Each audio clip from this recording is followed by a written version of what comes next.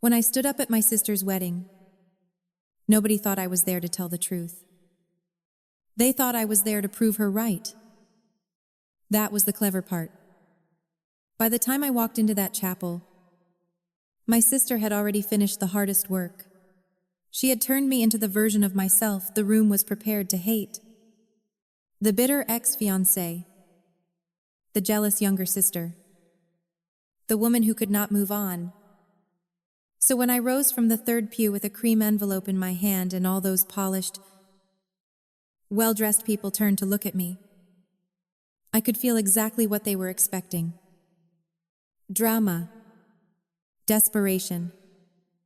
A finale humiliation? What they were not expecting was evidence. What they were not expecting was that I had spent 11 months quietly rebuilding my mind from the inside out, after the two people I trusted most decided I was easier to erase than to understand. My name is Audrey Hale. The bride in the silk gown. One hand, resting too lightly on the bouquet, like she was trying to look serene for the photographs, was my older sister, Vanessa, and the groom standing beside her, jaw tight, shoulders controlled. Pretending not to glance toward the pews was Lucas, my former fiancé, the man Vanessa convinced that I had been cheating on him, the man who believed her, the man who was about to marry my sister. If this story resonates with you, subscribe now. Not because betrayal is entertaining, because sometimes hearing a truth spoken clearly is the first time your own past starts making sense. I grew up in Greenville, South Carolina, in a pale brick house with white shutters, a sloped driveway, and a dining room. My mother treated like a museum nobody was allowed to live in. The house looked disciplined from the outside. The azaleas were trimmed. The mailbox was always freshly painted. Christmas lights went up on time and came down on time, from the sidewalk. We looked like the kind of family that sent tasteful cards and remembered anniversaries. Inside, we specialized in hierarchy. My mother, Diane, had one of those soft southern voices that let outsiders mistake judgment for gentleness. She said cruel things politely and somehow made people feel rude for flinching. My father, Walter, sold medical equipment and believed almost anything could be fixed by keeping the peace long enough for everyone to get tired. He was not a bad man in the dramatic sense. He was just the kind of man who confused quiet with fairness. And Vanessa was the center of the whole system. She was 3 years older than me. Beautiful in the kind of effortless way that made other girls study her and older women forgive her immediately. She knew exactly how she landed in a room. She knew when to smile, when to lean in, when to sigh, when to look injured. She learned very young that attention could be managed like inventory. And by the time she was 17, she was moving through people's perceptions like a person who had memorized a hidden map. My role was different. I was the reliable one. The one teachers trusted with the keys. The one who remembered appointments and carried extra pens and called grandparents back. I was the daughter people described as strong, which in our family mostly meant I could be disappointed without making enough noise to inconvenience anyone. Vanessa did not steal obvious things when we were children. She stole credit, mood, focus. The story of what had happened. If I spent a week on a school project, she would walk past it at dinner, make one teasing comment, and somehow the rest of the conversation would orbit her. If she forgot something important, my mother called her overwhelmed. If I forgot something smaller, my mother called me careless. 11. When I was 15, I spent a Saturday morning baking 24 lemon bars for a church fundraiser. I had measured, stirred, zested, cleaned, and packed them neatly into trays by the time Vanessa came downstairs in silk pajamas at noon. She carried one tray to the car. At the fundraiser, Mrs. Calloway thanked her for always being so thoughtful. And Vanessa smiled and said, "I try." I was standing 3 feet away. When I said quietly, "I made those," my mother looked at me as if I had ruined a hymn. "Audrey," she said later in the parking lot, "there's no need to make everything a contest." That was how it always worked. She took. I reacted. I became the difficult one. The first time I realized Vanessa's appetite was larger than attention. I was 19 and home from college for the summer. I had a friend from campus named Erin Bright. Funny. Guarded at first. Then warm once she trusted you. She came over 3 times in June. By July, Vanessa had somehow folded herself into Erin's life. Texts became group plans. Group plans became plans I heard about afterward. Then Erin stopped returning my calls for 2 weeks. And when I finally cornered her at a coffee shop near campus in August, she looked embarrassed and said, "I just got the impression you talk about me behind my back." I stared at her. "What?" She looked down at her latte. "Vanessa said she probably shouldn't tell me, but she thought I should know." That became a pattern too. Vanessa never attacked directly, if she could destabilize more elegantly. She preferred concern, reluctant honesty, pain dressed as protection. By the time someone realized she had poisoned a relationship, she was already standing beside them, helping them process the hurt she had caused. I should have understood what that meant for my future. But family makes fools out of pattern recognition. You can see the same mechanism 10 times and still hope the 11th will stop before it reaches your throat. I met Lucas when I was 30. It was early October, and still warm enough in Charleston for the evenings to smell like river water and stone cooling after sunlight. I was there for a long weekend with coworkers because my architecture firm had just finished a brutal hotel proposal, and one of the partners decided morale would improve if we all drank somewhere historic. I slipped away from the group after dinner because there is a limit to how many conversations about boutique hospitality trends any one woman should survive voluntarily. And I ended up in a bookstore cafe that stayed open late on King Street. Lucas was standing near the travel section, arguing softly with the clerk about whether Prague in winter was romantic or just a controlled form of suffering. I laughed before I meant to. He turned. Tall, dark hair, serious eyes that got unexpectedly kind when he smiled. Not flashy, not loud, the kind of face you trust before you have evidence, which is beautiful in love and dangerous everywhere else. "I'm sorry." I said, "Prague in winter is both." "That feels fair," he said. He worked in healthcare operations, which sounded boring until he described it, and then sounded like the invisible labor holding half the world together. We talked among paperbacks and espresso smell and the low murmur of other people's evenings for almost an hour before we realized the staff was stacking chairs around us. Our first year was simple. That was the reason I believed in it. Lucas did what he said he would do. He remembered things.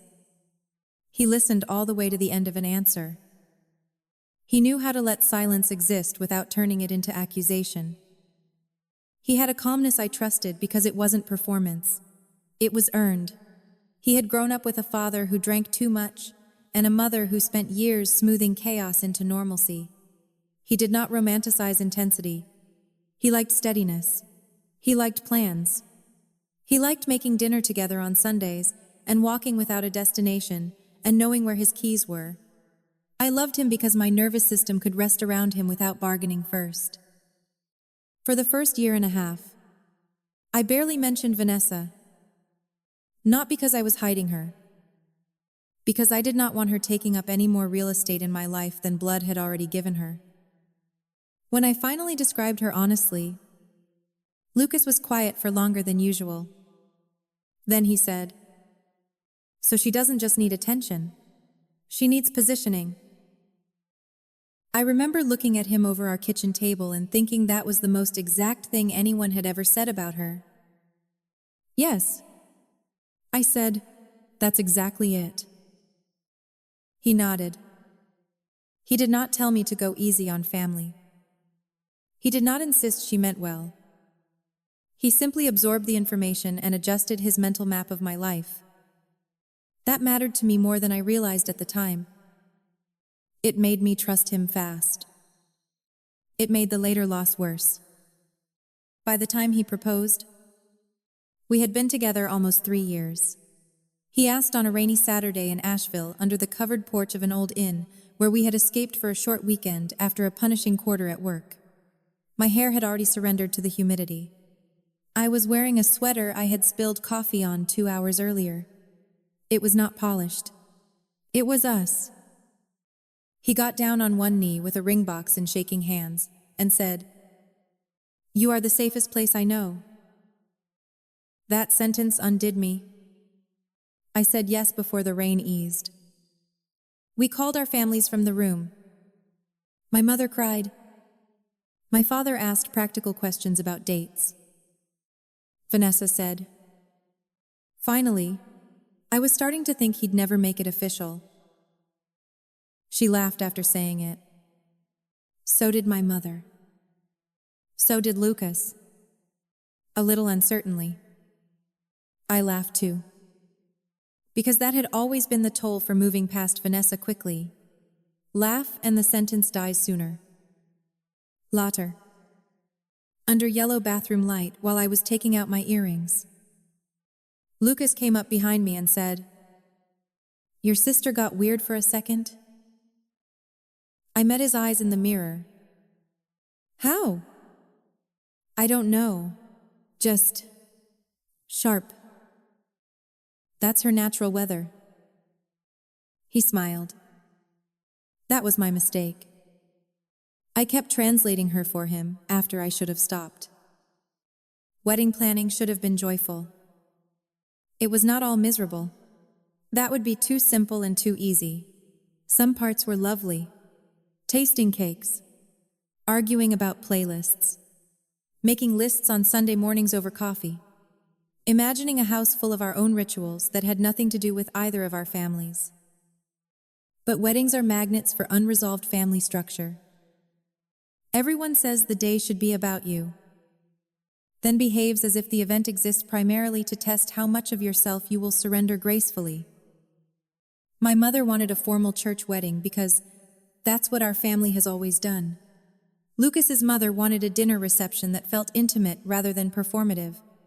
I wanted fewer people than my mother thought looked respectable. Vanessa volunteered for everything.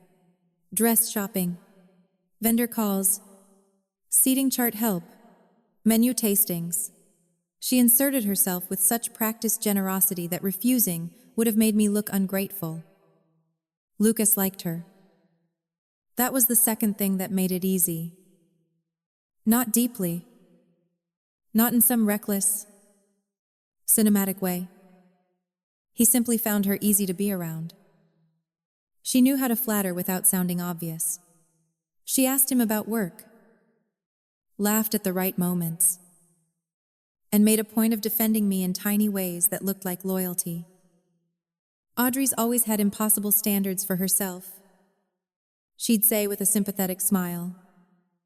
Or, she feels things deeply, but she means well.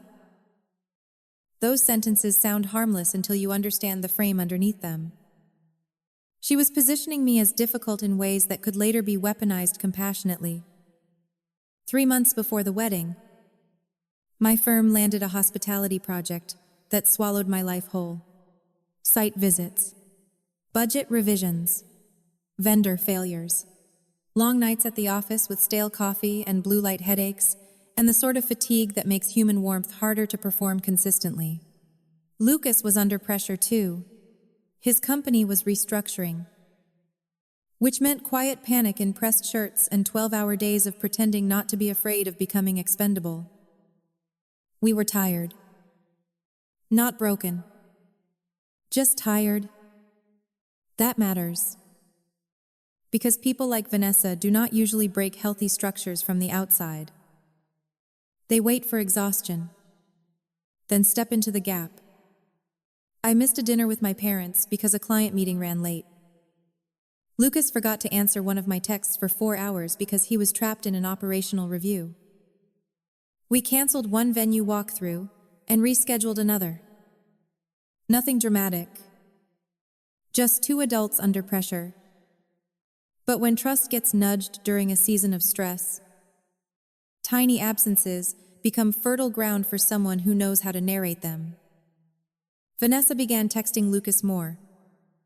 At first it was practical. A florist contact, a menu suggestion, a joke about my spreadsheet obsession. Then it became emotional, in exactly the way she specialized in. Audrey's been so overwhelmed lately. She doesn't always say when she's struggling. I know she loves you, but she shuts down when she's scared. Always concern. Always translation. Always making herself necessary. If Lucas mentioned a missed call, Vanessa had context. If he said I sounded distant, Vanessa had empathy. If he worried that I was stressed, Vanessa became the person calmly explaining my moods to him as if she were my keeper rather than my sister. One night in April, I was in Charlotte for a client walkthrough on a hotel renovation. And by the time I got back to the hotel, my feet hurt. May have hurt. And my patience was down to exposed wire. The room smelled like industrial detergent and stale air conditioning. I kicked off my heels, called Lucas, and heard something in his hello that made me sit down slowly on the edge of the bed. Hey, I said, you okay? A pause. Then, where are you? I laughed softly at first because the question seemed so unnecessary. In Charlotte. I told you that. I know. He sounded careful. Not angry. Worse. Careful is what people sound like when they are trying not to step on shattered glass they already believe is there. What's going on? Another pause. Then he said, Vanessa came by tonight. My stomach tightened instantly. Why? She said she didn't want to get involved, but she thought I should know before things went too far. The room went silent inside my body. Not outside. The air vent still hummed. Cars still moved below in wet streetlight glare. But inside me, silence. What did she tell you? His voice dropped lower. That you've been seeing someone from work? I actually laughed. Not because it was funny. Because the sentence was too stupid to be real. What? She showed me messages. Audrey. I stood up. The hotel carpet felt unstable. Messages with who? With a man named Ryan. I knew then. Not suspected. Knew. Ryan was a lighting consultant on the Charlotte project. 46. Married. 2 kids. Wore white sneakers with business casual outfits and always smelled faintly like citrus hand sanitizer. I had exchanged maybe 16 work texts with him in 6 weeks. I am not cheating on you. He exhaled hard. You can understand why this looks bad. No, I said sharply. I can understand why a lie was designed to look convincing. That was our first real fight. Not because either of us yelled, because belief had already entered the room wearing someone else's voice. I asked him to send me what Vanessa had shown him. He said he needed a little space. That phrase, space, it sounds so reasonable when people say it. Even when what they mean is, I no longer trust your reality enough to let it near mine. I did not sleep that night. Around 2 a.m, he finally sent the screenshots. There were 6. 3 were text messages between my number and a contact saved as Ryan C. 1 was a photo of me at dinner with a man in a white shirt. 1 was a hotel booking confirmation for 2 people. And 1 was a cropped image of a calendar note labeled late checkout. At first glance, they looked plausible enough to wound. At second glance, they looked wrong. 1 font was slightly off. The spacing in the hotel confirmation wasn't consistent with that chain's formatting. The dinner photo was cropped so tightly I could barely tell where it had been taken. I zoomed in anyway. The man in the white shirt was not Ryan. It was a client, and the edge of another woman's sleeve was barely visible in the bottom corner, meaning the image had been cut from a team dinner. I sat on the hotel bed in that cold room with my laptop open and my heartbeat pulsing in my throat, and felt the old childhood sensation return, the one where I knew exactly what had happened, but also knew that being the person who understood it first would somehow make me look less credible. Not more. The next morning, I drove back to Charleston on 4 hours of sleep and caffeine that tasted like burnt plastic. The highway shimmered in spring heat. My hands ached on the steering wheel. I kept rehearsing calm because I understood one thing clearly. If I came in too emotional, Vanessa's version of me would harden in Lucas's mind. When I reached our townhouse, Lucas opened the door already braced. There was a packed overnight bag by the staircase. That detail hurt more than anything he said next. He had already made room for a life without me before hearing my side fully. The house smelled like coffee, gone cold, and laundry detergent. Sunlight fell across the floorboards in long, indifferent lines. "Lucas," I said. He folded his arms. "Just answer one question honestly." "Okay. Have you been involved with anyone else in any way?" "No." "Emotionally?"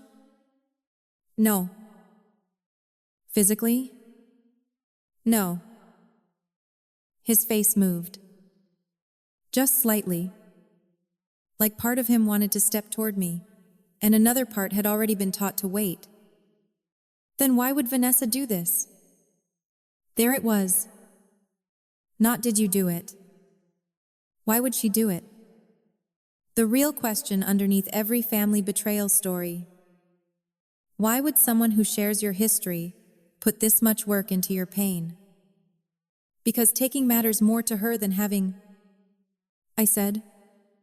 He stared at me. That's not an answer. It is if you understand her. I showed him the font issues. I showed him the cropped edges. I pulled up my actual travel confirmations.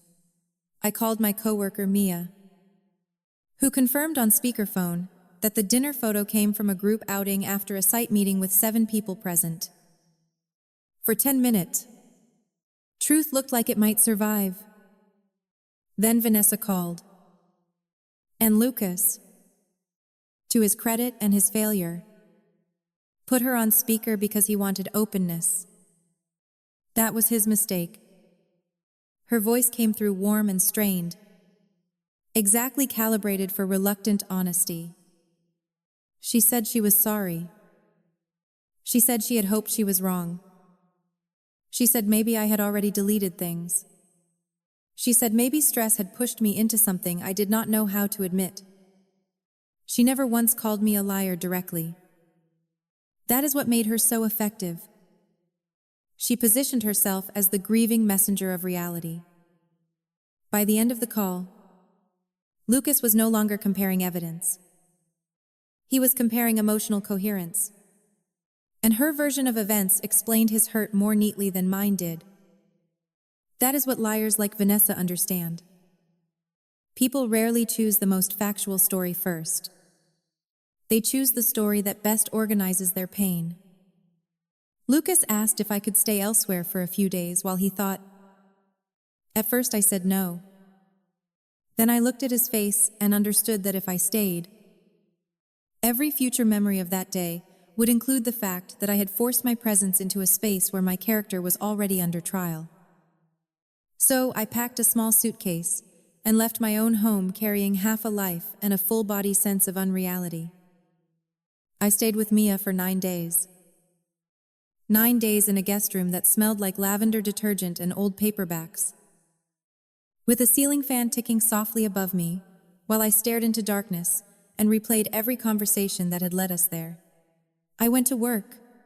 I came back. I answered emails. I smiled in meetings.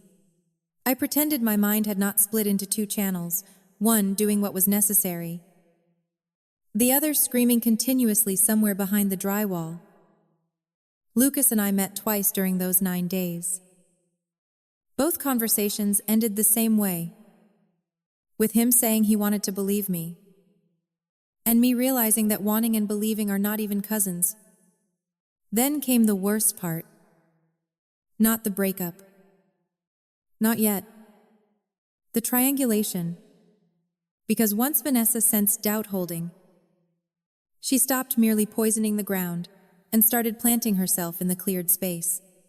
She dropped off food at the townhouse because Lucas wasn't eating. She texted to check on him.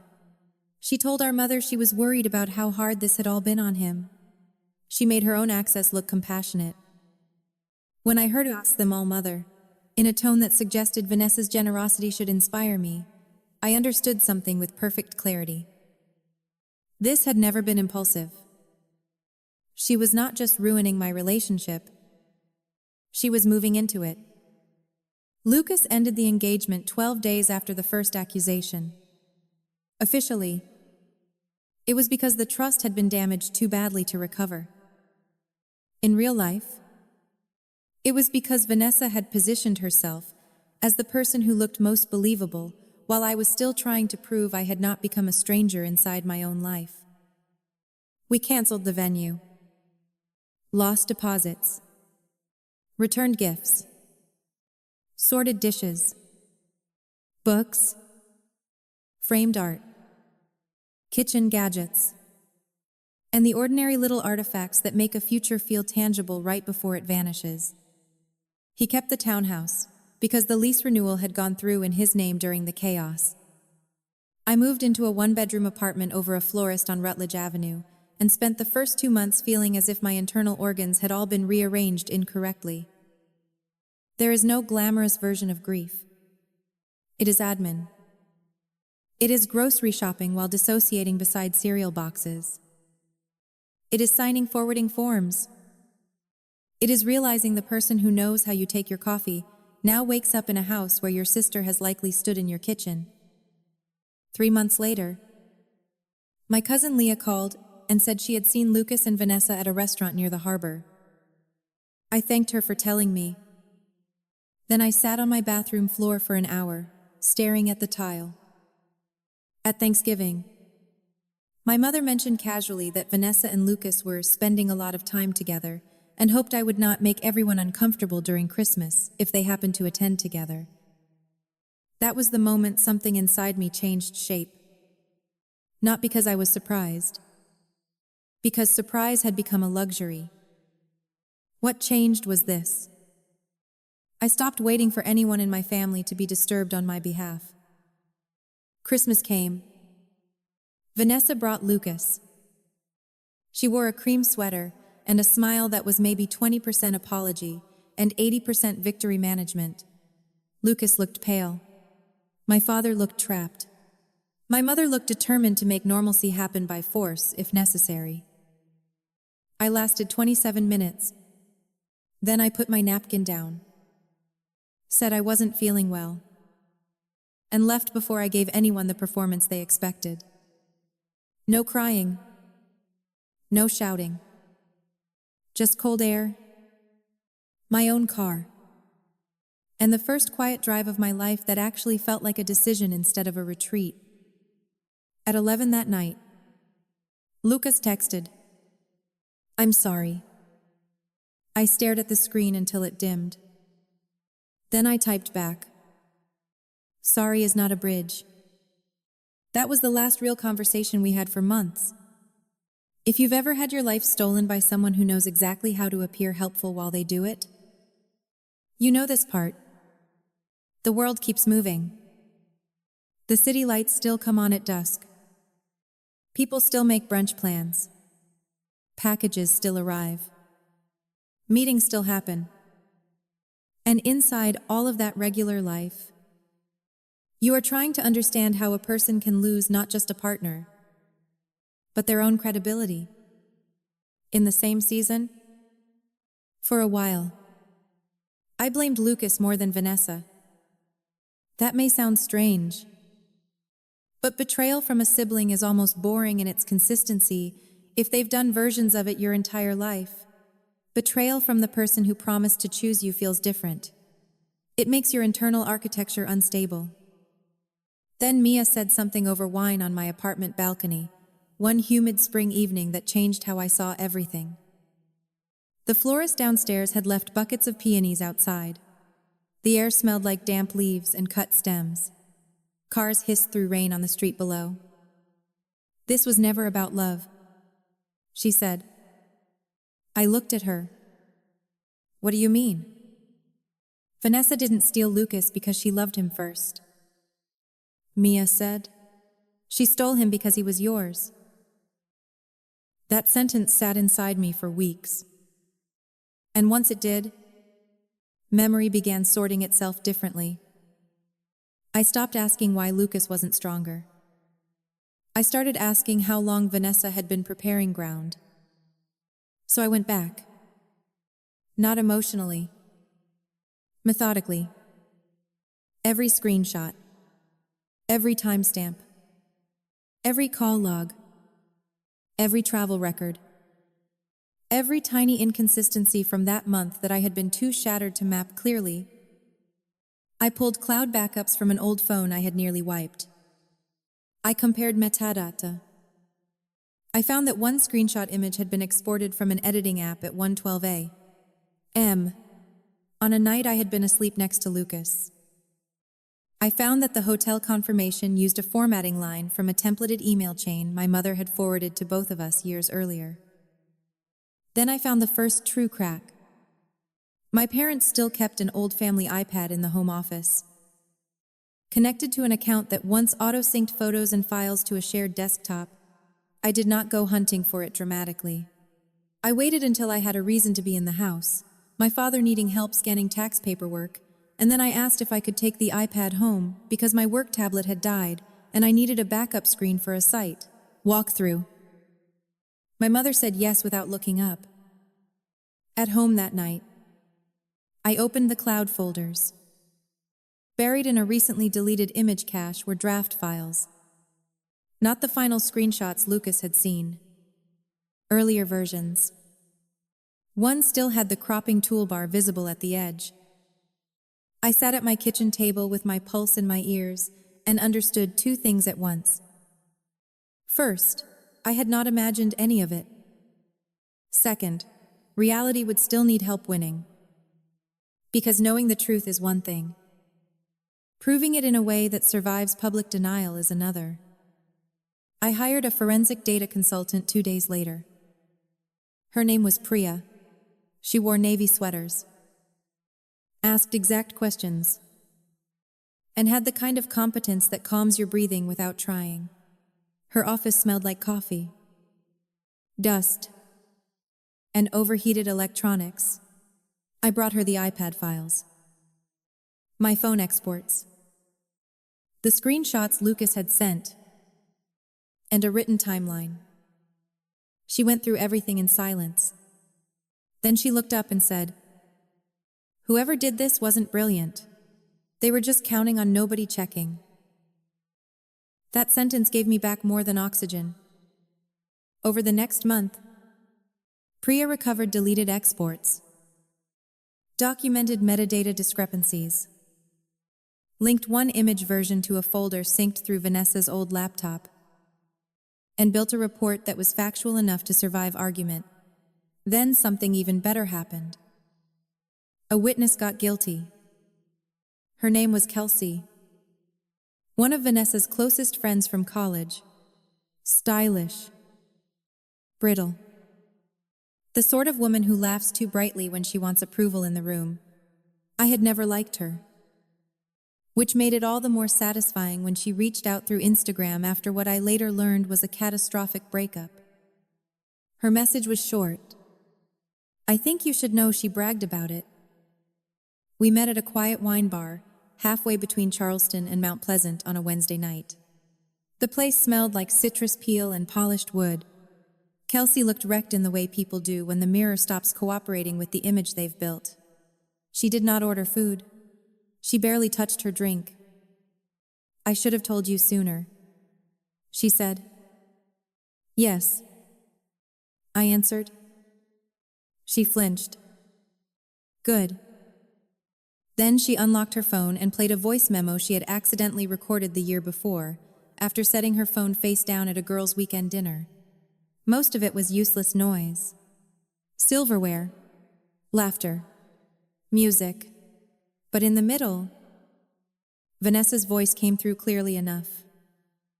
If he thinks Audrey cheated, he won't go back. Men hate feeling stupid more than they hate losing someone.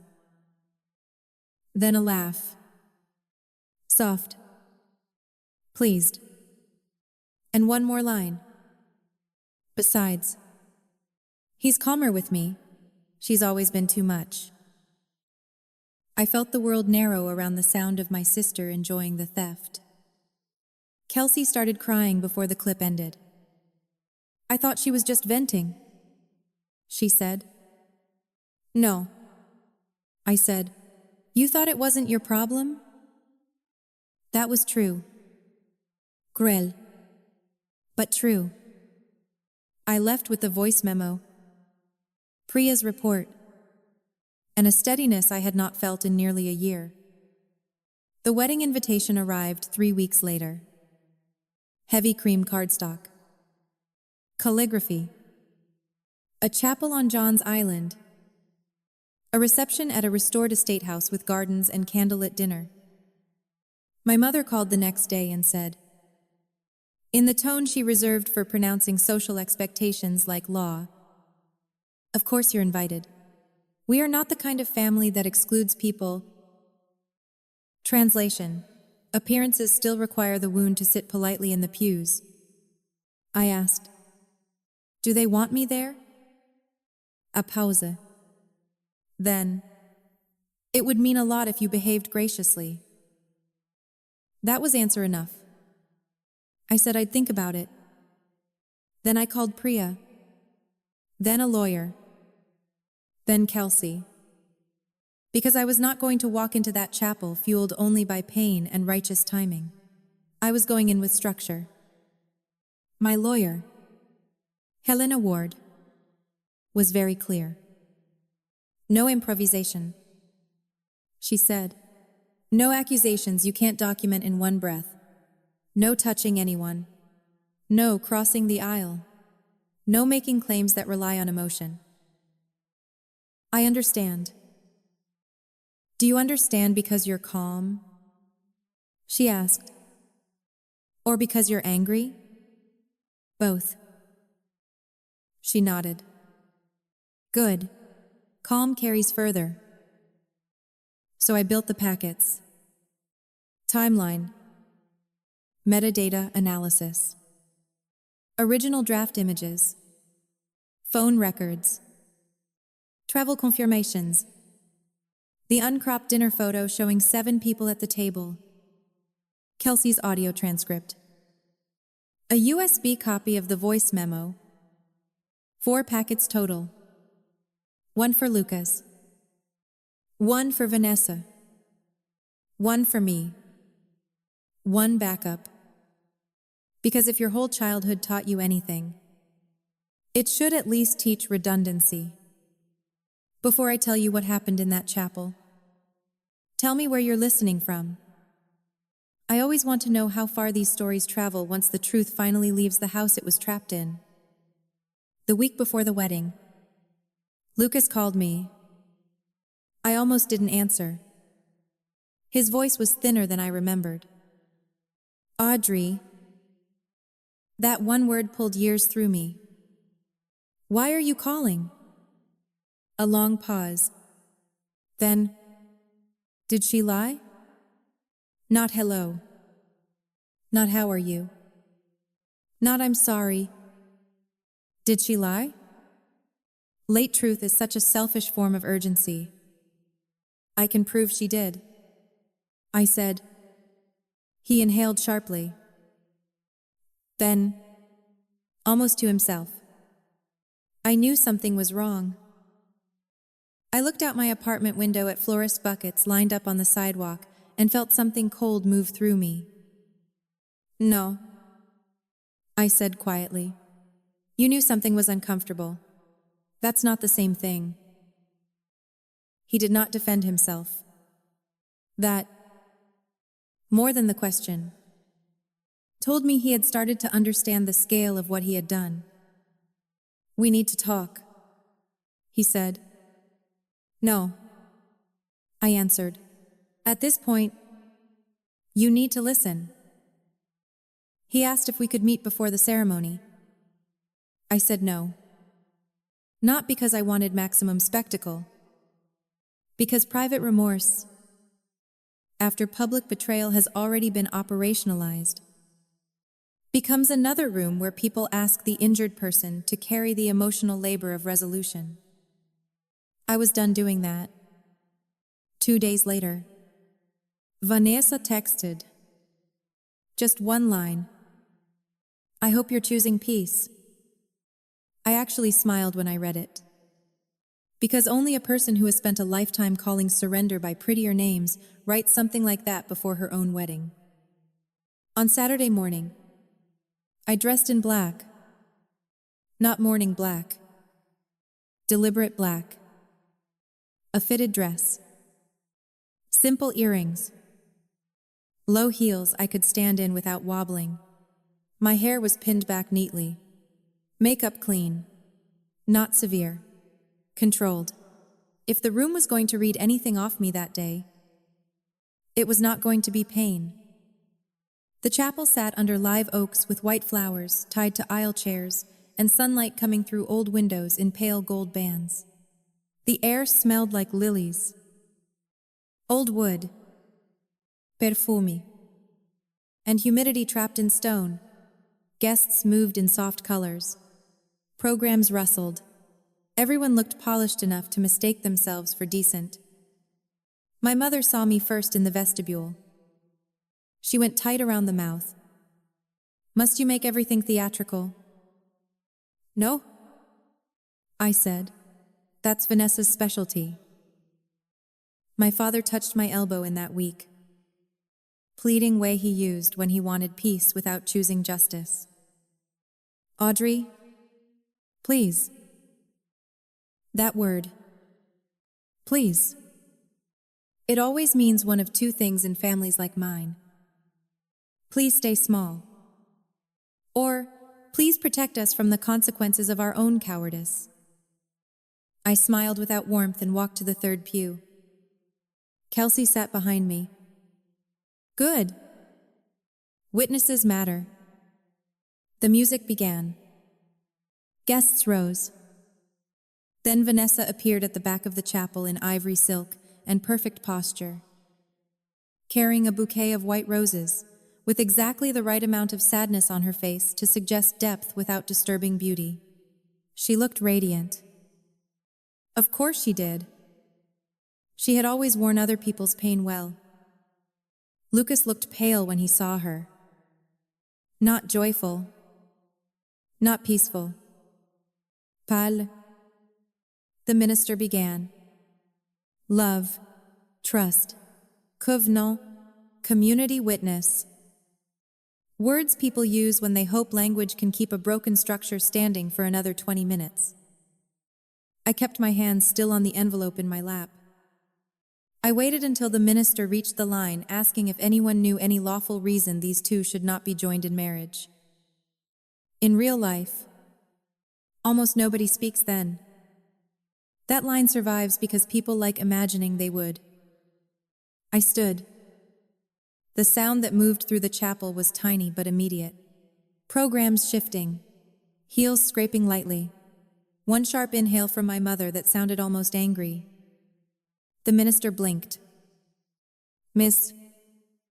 Before he could say more, I said, calmly, "Before this continues, the groom needs to know that the reason our engagement ended was a lie the bride created." Silence. Not nervous silence. Cathedral silence. Vanessa's face changed first. Not dramatically. Just enough. The air went out of the easy confidence she had been wearing all morning. Lucas turned toward me fully. My mother whispered, "Oh my God." Good. Let her finally hear herself in the room. The minister took one careful step forward. "This is not the appropriate..." "It is exactly the appropriate time," I said, because the lie she used to get him here was never corrected. Then I lifted the packet. Not high. Not theatrical. Just enough that everyone could see it existed. I have the original draft images used to fake screenshots. I said, a forensic report tracing the edits to her synced files, the uncropped dinner photo she altered, the travel records that disprove the hotel booking, and an audio recording of her explaining exactly how she knew he wouldn't go back to me once he thought I'd made him look stupid. The room moved then. Not physically at first. Psychologically, like all the oxygen had shifted direction. Vanessa laughed. Actually laughed. A soft, amazed little sound. "Audrey," she said, and managed to make my name sound like a problem in need of management. "You need help?" That was so predictable I nearly thanked her. Instead I said, "No, you needed privacy. That's what's gone." Lucas stepped down from the altar. Slowly. He didn't go to her. He didn't come to me. He just stood there in the middle of the space between us, looking like a man who had suddenly realized his whole life had been narrated in the wrong voice. Vanessa turned toward him immediately. "Lucas, do not do this here." There. The crack. Not Audrey is lying. Not this is false. Do not do this here. Place before truth. Optics before reality. I handed one packet to the maid of honor because she was closest, and because people accept paper faster than they accept pain. "Give that to him," I said. She hesitated, then took it. Vanessa moved toward her. Too fast. Don't eat her. Too threatened. Kelsey stood. "You should let him read it," she said. Vanessa Frazi. She had not expected Kelsey to be there. That mattered. Then I said the one sentence that truly changed the room. "Kelsey has the recording?" Every face turned. Kelsey, pale but upright, lifted her phone. And just like that, the woman who had built her life on elegant control lost her first piece of choreography. Vanessa's expression tightened. Whatever she has is taken out of context. "Play it," I said. My mother hissed my name. My father said, "Audrey, enough." I turned toward them. "For once," I said, "not enough." Kelsey pressed play. The audio was grainy but clear enough. Laughter. Glasses. Restaurant noise, then Vanessa's voice. Bright and pleased and unmistakably herself. If he thinks Audrey cheated, he won't go back. A few people gasped. Then the second line. Men hate feeling stupid more than they hate losing someone. By then, Lucas had gone visibly white. And then the final sentence. Besides, he's calmer with me. She's always been too much. The silence afterward was not ordinary.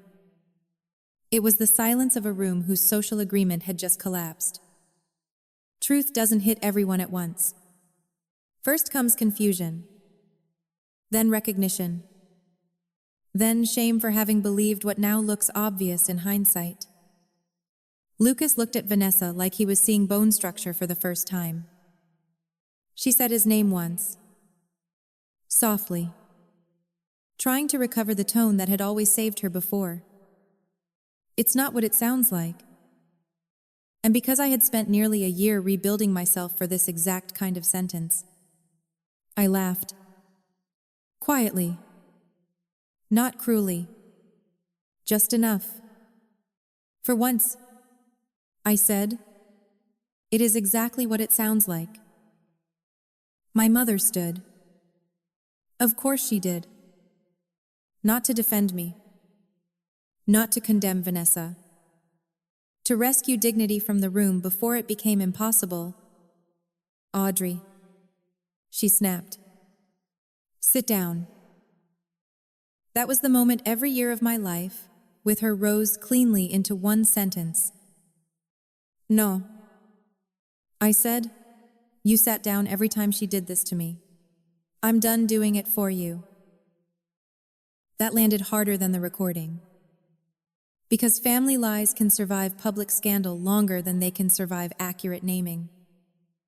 Lucas took the packet from the maid of honor with shaking hands and started turning pages right there at the altar. Metadata summary. Timestamp mismatch. Original cropped image. Travel confirmation. The uncropped team dinner photo. I watched his eyes move and knew the exact moment his mind stopped protecting him from the truth. He looked up at Vanessa.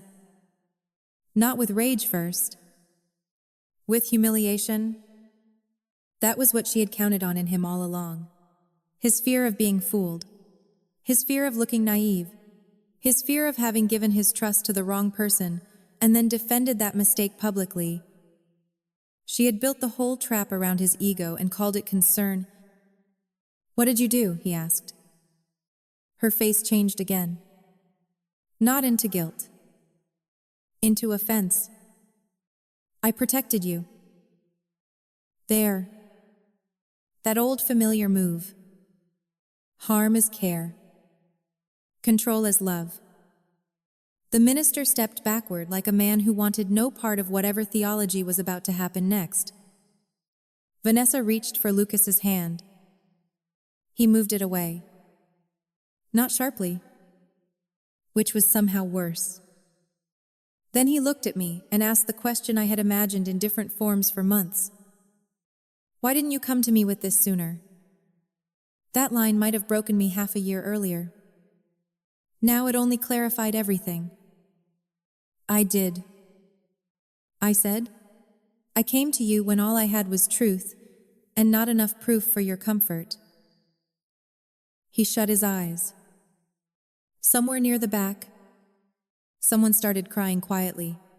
The sound of silk shifting moved through the pews. My father sat down as if his knees had given up. My mother remained standing. Furious in the specific way people become furious, when reality refuses to coordinate with their preferred narrative. Vanessa's bouquet slipped slightly in her grip. You're really doing this, she said to me. I looked at her. No trembling. No tears. No old hunger for her to understand. I'm finishing what you started. Then Lucas did the thing she had never once believed he would. He stepped away from her. One step. That was all. But public distance is a language. He looked at the minister and said, "We're not doing this." The room broke open after that. Whispers. Movement. Shoes against old wood. A groomsman taking a step back like scandal might stain. The maid of honor lowering her face into her hands. Kelsey beginning to cry. My mother saying Lucas's name as if she had any moral standing left to use it. Vanessa turned to me then with no softness left. "You ruined my life?" There it was. The confession hidden inside accusation. Not you humiliated me. Not you lied. You ruined my life. As if her life were a structure I had attacked rather than a theft I had refused to keep protecting. No. I said, I returned it. And then I sat down. That was important. I did not storm forward. I did not keep talking. I did not chase the scene for more drama. I had brought the truth into the room. I did not need spectacle to verify it. Lucas walked past Vanessa, past the altar flowers, down the side aisle, and out into the afternoon light, with the packet still in his hand. The minister removed his glasses and pinched the bridge of his nose like a man revising his understanding of spiritual labor in real time. Vanessa stood there alone in silk and roses and public collapse. My mother moved first. She went to her. Of course she did. My father hesitated, looked once toward me, then followed my mother, because weakness always prefers momentum to conscience. I stayed seated for another 30 seconds until the room lost interest in whether I might explode. Then I stood and walked out. Outside. The air felt bright and coastal and absurdly alive. White chairs were set up on the lawn for post-ceremony photos that would never happen. Servers were crossing the gravel path carrying champagne glasses no one had yet canceled. Somewhere in the distance, birds kept going with their day as if human humiliation were weather. Lucas was standing beside the chapel wall, packet in hand, tie loosened. He looked like a man whose skin no longer fit. When he saw me, he stepped forward. Audrey. I kept a few feet between us. Good boundaries often begin as geometry. He swallowed hard. I am so sorry. This time he meant it. That did not make it enough. You should be. He nodded once. No defense. Good. I didn't understand. He said. No. I answered. You didn't want a version of events that required more courage from you than confusion did. That landed. He did not look away. That mattered too. He asked if we could talk somewhere private. I said no. Not because I wanted revenge to last forever. Because the version of me who rushed to help men process the consequences of not believing me had already died somewhere in the months before. Vanessa came out then, escorted by my mother, and followed by 2 bridesmaids, and the kind of ugly, panicked energy that only appears when a person who relies on image control discovers public memory is not theirs to command. Her veil had been removed. Her mascara was still intact, which somehow made the whole thing more offensive. She saw Lucas standing near me and stopped. For one moment, one perfect, brief, naked moment, her face held exactly what she had caused me all those months earlier. Not heartbreak. Exposure. The knowledge that the story had moved beyond her reach. Then my mother said, sharply, Lucas, come with us. He didn't. He looked at Vanessa once, then back at me, then down at the packet in his hand, like it had become a weapon too late to matter. "I need time," he said, to which Vanessa answered, "Unbelievably, after all I did for you?" There. Again. The whole philosophy in one sentence. What she did to people was always for them. I almost thanked her for the consistency. Lucas actually laughed then. One short, broken laugh. And said, "That's exactly the problem." He walked away toward the parking lot alone. Vanessa stared after him as if the laws of movement themselves had betrayed her. Type karma, if you believe some truths deserve witnesses. Not because public collapse heals everything. Because some lies survive only while the room agrees to stay polite. The fallout was ugly in the ordinary way. No one threw punches. No police came. No one fainted theatrically into hydrangeas. Just consequences, which are often harder to survive because they keep arriving long after the scene ends. By nightfall, half the family had called me unstable. By morning, the other half had heard the recording. And by the second day, the balance shifted. That is the thing about documented truth. People may resist it at first. But once humiliation changes sides, memory suddenly becomes much more accurate. My mother called 15 times the next day. I answered none. My father texted 4 versions of "please call me." I answered the 5th because somewhere beneath all his passivity there had at least once been a man who looked tired of himself. He sounded older. "I should have stopped her years ago," he said.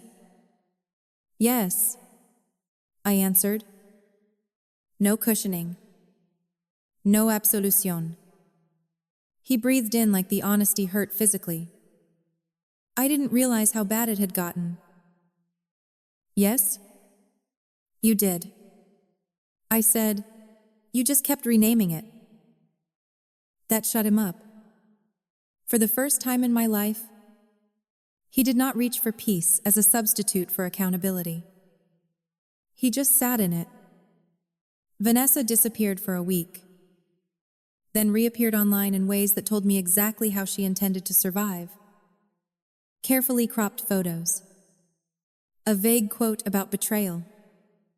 Captions about protecting your peace from people who misrepresent you. It would have worked once. Not now. Too many people had heard her own voice. Too many had seen Lucas walk away. Too many had witnessed the timing. The packet. The unraveling. Family revision gets expensive once the public has original audio. Lucas emailed 8 days later. Not text. Email. Long enough to look serious. Restrained enough to avoid inconvenience. He apologized. Said he had let shame distort judgment. Said he had wanted to believe Vanessa because her version explained his fear more cleanly than mine did. Said he understood if I never wanted to see him again. But asked whether there might be a path to one honest conversation. I read it twice. Then I waited 2 days before answering. Not as punishment. As practice? The old version of me responded quickly to preserve relational temperature. The new version of me allowed time to belong to her. Finally, I wrote back. "You can tell the truth now. That matters. But it does not erase what it cost me when you wouldn't." I agreed to meet him once. In public. A hotel lounge halfway between our cities with high ceilings. Too much polished brass. And a pianist performing softly in the corner, as if betrayal should have soundtrack management. Lucas looked terrible in the most ordinary way, exhausted. Underslept. Suddenly older. He didn't try charm. Good. He told me he had broken all contact with Vanessa and my family the day after the wedding.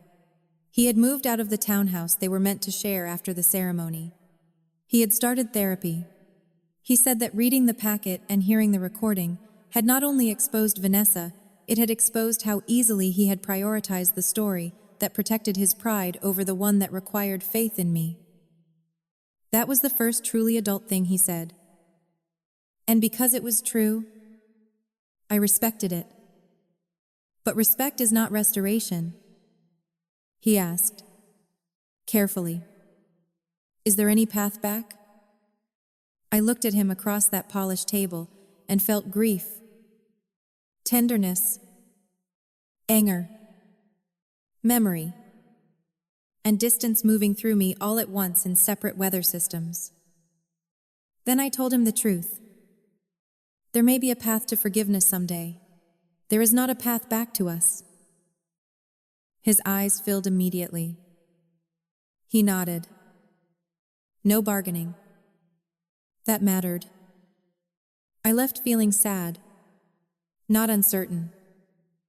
That was progress. As for Vanessa, she eventually requested a meeting too. Not because she felt remorse, because she needed control. My mother brokered it with language like family healing and moving forward and keeping private matters private. Which is how women like my mother always describe truth once it stops favoring them. I agreed on one condition: neutral ground. We met in my lawyer's conference room, not out of legal necessity, out of atmosphere. Fluorescent honesty is useful with people who perform best in warm rooms. Vanessa arrived in cream trousers and a mauve blouse, looking heartbreakingly tasteful. If I had not known her, I might have mistaken her for someone exhausted by misunderstanding. She sat down, folded her hands, and said, I think we both know this went too far. We both. That was her first move. Shared blame. Mutual weather. I almost smiled. No. I said, I know you went too far. I know I stopped covering it. Her face hardened. Not much. Just enough. She said she had been lonely. That Lucas understood parts of her I never had. That things had gotten messy. That she had panicked. That she had made mistakes. Not once did she say lie. Not once did she say steal. Not once did she say, because I wanted what was yours. When she finished, I said, You forged evidence? She looked down, then up. I was desperate. No. I said, You were strategic? That landed. I could tell because for the first time since childhood, she had no better word ready. I told her my terms. No private contact unless initiated by me. No discussing me socially. No future relationship under any conditions that required pretending this had been mutual chaos. No access to my life through our parents. She called me cold. I said, No, I'm specific. And that was that. We have not had a real conversation since. My mother struggled most with the new structure because boundaries exposed how much of her parenting had depended on controlling access rather than earning trust. She called me harsh, dramatic, unforgiving. Then later, when those tactics stopped working, she called me distant. Which is what controlling people say when your reach no longer extends automatically toward them. My father improved. Slowly. That is the kindest accurate sentence I can give him. He began meeting me for breakfast every few months. Neutral diners. Neutral hotel cafés. Places where no one was tempted to perform family mythology because there were no inherited walls helping them. He admitted that he had always known Vanessa had a manipulative streak. He admitted he had relied on me to absorb more because I seemed more capable. He admitted that every time he asked me to be the bigger person, what he really meant was please keep the family looking functional a little longer. Capable daughters pay for that sentence with years. At work, my life got larger. Not because revenge fueled me, because clarity did. I got promoted to director of proposals 6 months after the wedding collapse. I moved into a better apartment with taller windows, a proper dining table, and enough light to make mornings feel like fresh evidence. I started sleeping better. I ran 3 mornings a week. Not because I was transforming into one of those smug, impossible women who metabolize trauma into cardio, but because movement gave my mind something clean to do. A year later, I met someone new. His name was Graham. He taught environmental law at a university in North Carolina and had the kind of quiet humor that arrives sideways and lingers for hours. We met at a friend's birthday dinner after I almost declined because the work week had been too long and I did not feel like being charming. He listened more than he talked. He never acted impressed by my resilience, which I appreciated more than admiration. Admiration can get voyeuristic around wounded women. He just paid attention. I told him the full story on our 7th date over pasta and cheap red wine while thunder rolled outside and traffic sprayed rain against the curb. He listened the entire way through without interrupting to rescue me from my own memory. When I finished, he said, "The bravest part wasn't standing up in the chapel." What was? Rebuilding your own judgment after 2 people you loved used your trust against you. I loved him a little for that before I admitted it to myself. That is the deeper truth about stories like this. The wedding scene gets the clicks. The public confrontation gets the comments. The evidence gets the satisfaction. But the real victory happens afterward. In the quieter places. In unanswered manipulative messages. In the first time you trust your own perception faster than someone else's framing. In the day you realize your body is no longer waiting to be misunderstood. People ask sometimes whether I regret going to the wedding. No. I regret that the truth needed an aisle and witnesses and formal clothes to become legible to the people who should have known me better. But I do not regret standing up. I do not regret the packet. I do not regret the recording. I do not regret making my sister meet reality in a room full of people she had counted on to protect her from it. Because for most of my life, Vanessa survived by assuming I would choose dignity over exposure every time. What she never understood was that dignity and silence are not the same thing. Sometimes dignity is speaking only after you have enough proof that no one gets to call your pain a performance anymore. My sister told my fiancé I was cheating to steal him. At their wedding, I stood up with the evidence. That sentence sounds dramatic. And it was. But it is not the truest sentence in the story. This is. She stole a man. She did not steal my future. And that distinction saved my life. If you're listening to this while trying to recover from a betrayal that came from inside the family, hold on to that. The person who takes something from you is not automatically the person who gets to keep it. Sometimes what they really take is a broken version of what you thought you wanted. Sometimes the life that survives afterward is cleaner, stronger, more honest than the one you had planned. I still see Vanessa occasionally. Funerals, hospital waiting rooms, one disastrous Thanksgiving where my mother tried, once again, to seat us, like the last 3 years, had been a scheduling issue rather than a moral collapse. Vanessa is different now, in the way exposed people often become different. Less radiant, more careful. She knows public charm has limits once enough people have heard the original file. My mother introduces me differently too. She used to say, This is my daughter Audrey. She's a little intense. Now she says, this is my daughter Audrey. She runs major projects. No warmth. No apology. Just fact. And after a lifetime of being misdescribed, fact can feel almost holy. Lucas and I never got back together. That matters. Because not every apology deserves access. Not every truth should end in reunion. Sometimes the strongest ending is not restoration. It is clarity with distance. He wrote once, about a year and a half later, to tell me he was engaged to someone else, not because he wanted blessing, because, to his credit, he no longer wanted any life event that touched mine to arrive through gossip. I wished him well, and I meant it. That surprised me more than him.